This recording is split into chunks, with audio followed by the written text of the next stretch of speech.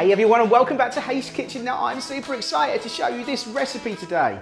I've just been away to a food festival trying loads and loads of different dishes around from different stalls, and I came across this Thai meatball dish.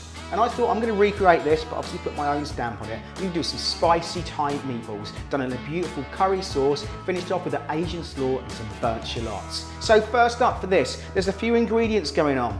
Into a food processor, you're going to go in with 2 fresh chicken breasts. They can go in. Now give your hands a good clean. Into that, you're going to grab yourself a lime. Now give that a good roll backwards and forwards just to get all that juice. Just cut that in half. Squeeze that all over. It's going to give you that beautiful citrus flavours that is going to make up this perfect Thai recipe. Now you'll notice that I do quite a lot of Thai recipes. That's mainly because it's one of my favourite foods, and it's one of the most interesting cuisines out there because there's such simple ingredients but make such incredibly tasty dishes. Into there we're going to go in with some spring onions. So I've got 3 spring onions, and I'm going to use about 3 or 4 pinches of fresh coriander or cilantro, 1 teaspoon chili seeds. We've got 1 teaspoon of galanga or fresh ginger, 2 teaspoons of soy sauce, 2 teaspoons of fish sauce, and 2 teaspoons of fresh garlic. As always, season, a little bit of salt, little bit of pepper. I'm going to give that a good blitz.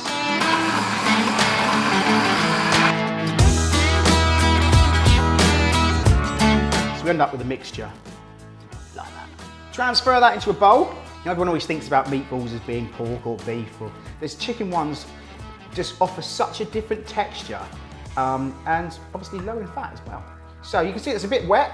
We're going to go in with, I've got 2 slices of gluten-free or spelt breadcrumbs, whichever you want to use. They've just been in the food processor again just to blitz them up. And once you start stirring that through, you'll notice the texture will change, and it means it's going to be a little bit more pliable and easier for us to roll into our meatballs. Using damp pans, you want to make these into small golf ball sort of size pieces, something like that.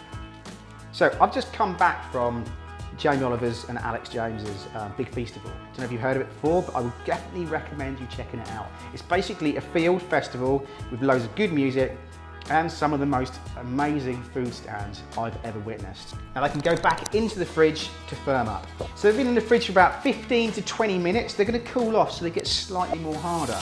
Now into a hot pan, we're going to add some oil. Right, we're going to start introducing little chicken balls.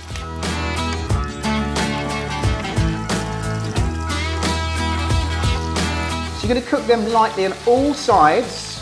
Then we're going to go in with 1 can of coconut milk,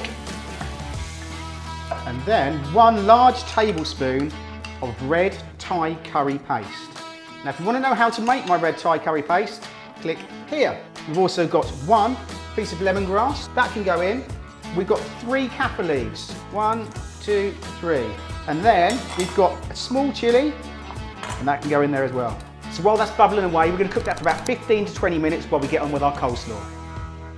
So into a bowl, we've just shredded some cabbage. We've got red cabbage, white cabbage, and a little bit of shredded carrot. And into there, we're going to go with 1 tablespoon of sesame oil, 1 teaspoon of Japanese wine vinegar, with the juice of half a lemon. Squeeze that through your fingers. Make sure none of those pips go in there. We've got 2 teaspoons of fresh sesame seeds. This is similar to a coleslaw that I did with the fish tacos, but this is a little bit lighter. Then into there again, we're just going to go in with a small amount of fresh coriander, and then we're going to go in with 2 large tablespoons of fresh plain yogurt. And you're going to give that a good stir through. That is so good.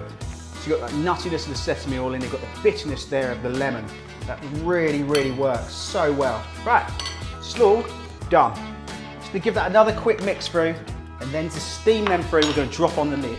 Now at this point, if you want to get on with some rice or your burnt shallots. For the burnt shallots, all I've done is chop up an onion and just very, very lightly fry that in a tiny amount of butter until they go really crispy and brown.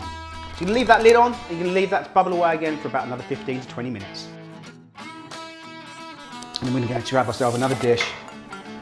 And into there, we're going to layer up our beautiful meatballs. That sauce almost tastes like If you've ever had tom yum soup before, that sort of fragrant taste. Quite hot and spicy, but awesome. So I reckon 3 of those is going to be enough each. Pop that on. And then we're going to go in with our coleslaw.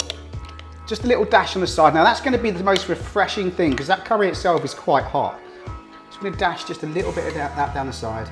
And then we've got a slight change here. I've just crisped off some burnt shallots. We're just going to put them to the side and you'll be so surprised at how lovely that little bit of crispy onion is. So we're just going to stick them on the side. It's almost like acting like a little bhaji. And to finish this off, we're going to just do a little piece of our fresh coriander just around the edges. So there we go, that is my spicy Thai chicken meatballs with rice, a little bit of Asian slaw and our crisp burnt shallots. Get recreating this one. It is absolutely awesome and packed full of flavour. You will not regret it and it is so simple to make. If you do make it, hashtag Ms Haste Kitchen as always. Please go and subscribe, tell everyone about the channel and I'll see you soon. Bye bye.